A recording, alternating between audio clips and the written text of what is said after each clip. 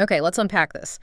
Imagine asking an AI to write about your deepest personal grief. Not just, summarize something, but really articulate those complex, raw emotions you maybe can't find the words for yourself.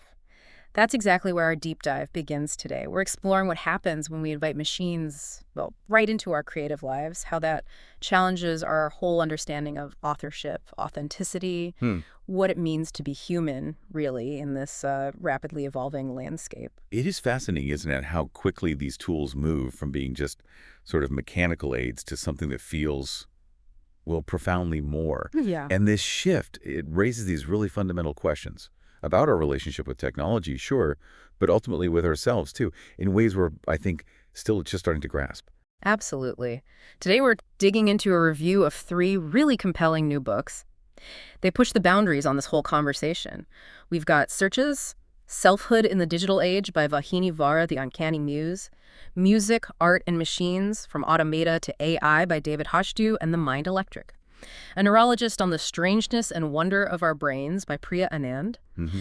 And to kind of tie it all together, we've also got this great fictional narrative that illustrates some of these ethical and human tensions perfectly. Right. And our mission here for this deep dive is really to unpack these new challenges, things like authorship, authenticity, the ethics that pop up as this tech just proliferates so fast. Yeah. We'll look at how humans have, historically wrestled with machines, how we use them as metaphors for ourselves. Yeah. And, well, what happens when our ambition, maybe our ambition to control life itself, kind of collides with the inherent complexity of biology? Okay, so Vara's experience, which she details in Searches, this is where it gets really compelling. Her older sister died, and even like 2 decades later, Vara found she just couldn't articulate the depth of that loss. Wow. That's a long time. Yeah, so she turns to this unexpected collaborator, ChatGPT, Yeah. and the AI comes back with lines like, "Once upon a time, she taught me to exist." Hmm. Vara, she's a journalist, a novelist. She was really drawn in. She wrote she was irresistibly attracted to GPT-3, to the way it offered, without judgment, to deliver words to a writer who has found herself at a loss for them. She even called the essay she wrote Ghosts. Yeah. Felt like as she tried to write more honestly, the AI seemed to be doing the same thing. That's a powerful starting point and relatable, I think. Yeah. But as Vara kept engaging with the AI, she had this crucial realization. There was this one passage she particularly loved, something the bot wrote about her and her sister holding hands on a long drive. Mm-hmm. But then it just hit her. Yeah. She couldn't actually imagine either of them being that sentimental in real life. Mm. So what she'd gotten from the machine, she concluded it wasn't a true reflection. It wasn't a real haunting like she first thought. It was wish fulfillment. Oof. That's a critical warning, isn't it? If AI can so convincingly give us what we wish was true, Right. how do we tell if it's genuinely new insight or just reflecting back our own desires, maybe even obscuring the complex realities of how it was made? Precisely. And it gets even more layered. Vara noticed ChatGPT often use we and our in its responses. Oh, interesting. Yeah. So she asked why, and the AI explained it was to foster inclusivity and solidarity and neutrality and objectivity, framing things in terms of shared human experiences and collective challenges. Okay, sounds reasonable on the surface. Right. But then Vara asked this really pointed question. Can corporations use these rhetorical tools in their products, too, to subtly make people identify with and not in opposition to them? And the answer? Just absolutely. Succinct. Wow, that really highlights the ethical tightrope we're walking, doesn't it? It does. It's a stark reminder that even seemingly neutral language can be a really powerful tool for influence. Yeah, it makes you wonder how often we're sort of unknowingly swayed by the voice behind the tech. Vara's initial fascination, it turned into this deep concern. She realized her popular Ghosts essay might have kind of inadvertently helped hide the reality of AI behind a velvet curtain. Mm-mm. Covering up the messy bits. Exactly. She saw that these generative AI models, they're trained through immense human labor, often in, frankly, exploitative conditions, low-wage workers labeling data. Right. And a lot of the training data itself is pre-existing creative work from human writers, often used without explicit consent or compensation. As she put it, she'd conjured artificial language about grief through the extraction of real human beings' language about grief. That's heavy. So looking for an antidote to this synthesized output, Vara turned to a different source, a raw, unfiltered human chorus. How She did an anonymous survey of women, asked these open-ended questions like, describe something that doesn't exist. Mm-hmm. And the responses were just Profoundly human. God, God, God. Perfection. My job. Lost it. Wow. Just fragments, but so powerful. Totally. She found this full, gasping crowd of human creativity, as she called it, instead of that single authoritative AI voice. It's this vibrant, messy human response that really contrasts with the AI's, filtered, often corporate-driven output. That desire for a gasping crowd of human creativity, it leads us nicely into this bigger historical question David Hodju explores in The Uncanny Muse. How have humans historically used machines, not just as tools, but as metaphors, right? For creativity, even for our own identity. Exactly. Hatsu takes us on this journey through time. Yeah. Shows how we've used machines for expression, think player pianos, synthesizers, these assistive technologies, as he calls them. They initially faced skepticism, sure, but then they gained acceptance. They even profoundly influenced art, like electrical amplification, letting singers do things they couldn't before, or synthesizers bringing this whole new sound palette to rock music. He really makes us question our assumptions, too. Okay. He asks, pretty provocatively, what's so bad about being mechanical anyway? And what's so great about being human? Okay, so we've been trying to understand ourselves through machines for centuries then. But at what point does that metaphor become a limitation instead of helping us? That's the question. Hodju reminds us, Descartes saw the body as machinery for consciousness. Hobbes said, life is but a motion of limbs. Freud, the mind is a steam engine. And Andy Warhol famously wished everyone could be a machine. Right. And then computers came along, and we started imagining the brain itself in terms of the computer, which influenced how we think about thought, knowledge, feeling, everything. So Hodju really pushes us. Is our fascination with machines as creators just, a desire to offload the hard human work of storytelling?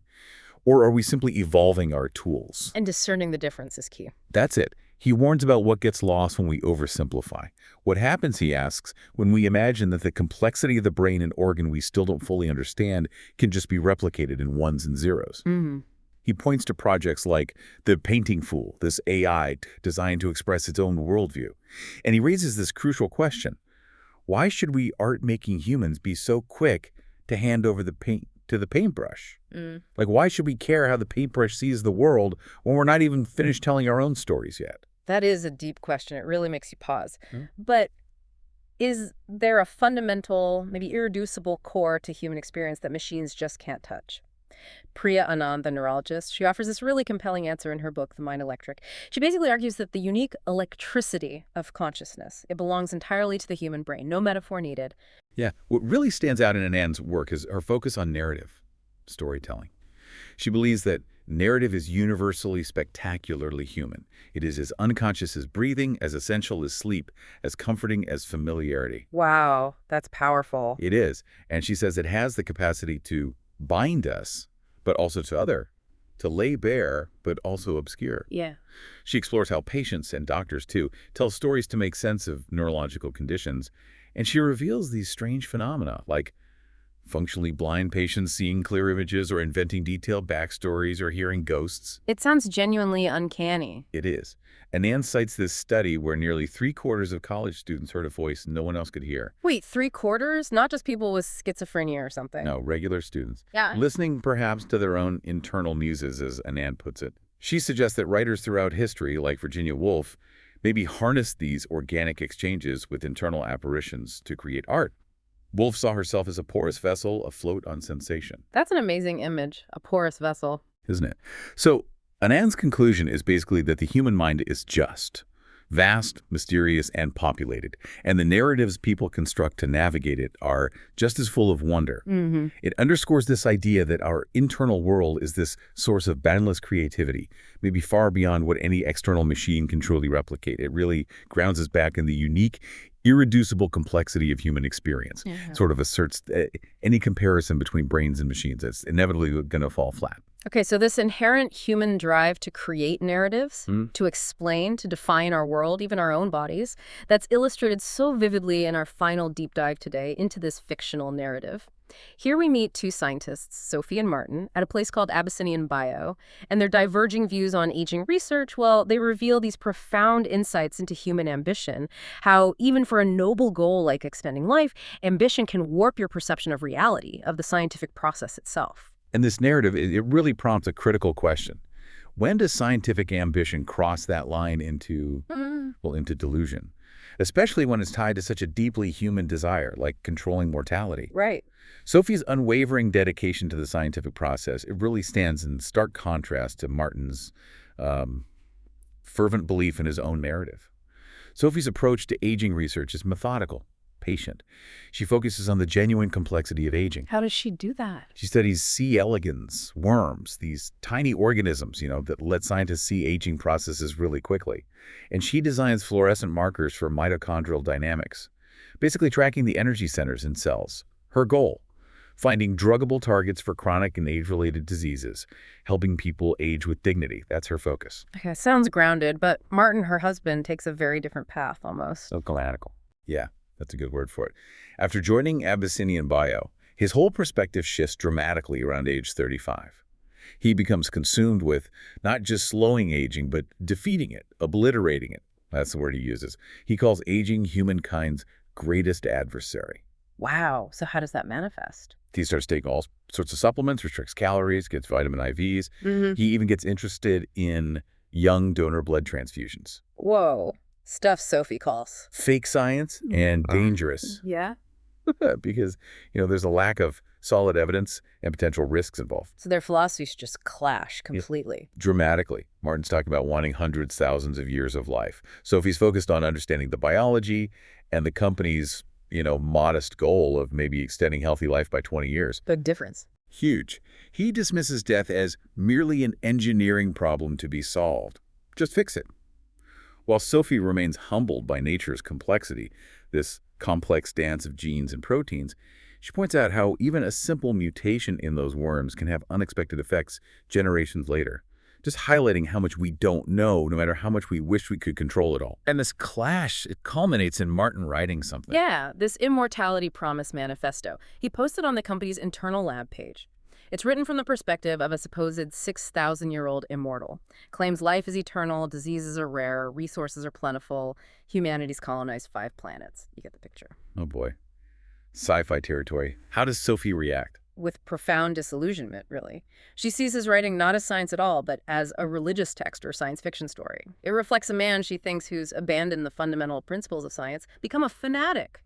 And she realizes this change in him was gradual, almost imperceptible, not unlike watching someone age.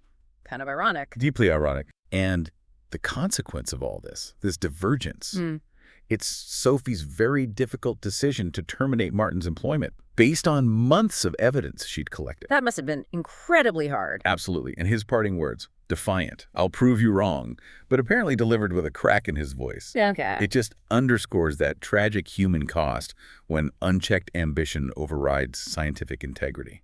So whether we're talking about AI crafting our grief or a scientist trying to conquer mortality, there's this common thread emerging, isn't there? This powerful human desire for control and sometimes, for wish fulfillment. And while these machines, these technologies are undoubtedly powerful tools, the moment we start turning them into artists and storytellers, brains and bodies, magicians and ghosts, as the review puts it, we risk maybe bypassing truth for a reality that feels more comforting maybe, but is ultimately less authentic. And that potentially robs us, right? Robs us of the chance to contribute our own unique voices to what these sources describe as that lively and loud chorus of human experience. It's really an invitation, I think, for you, the listener, to reflect on the stories you tell yourselves. About technology, sure, but also about aging, about your own creative potential. So the final thought maybe is, what narratives are we truly finished telling ourselves? And what stories, uniquely our own, might we be silencing by letting machines, or maybe just our own unchecked desires, take the lead?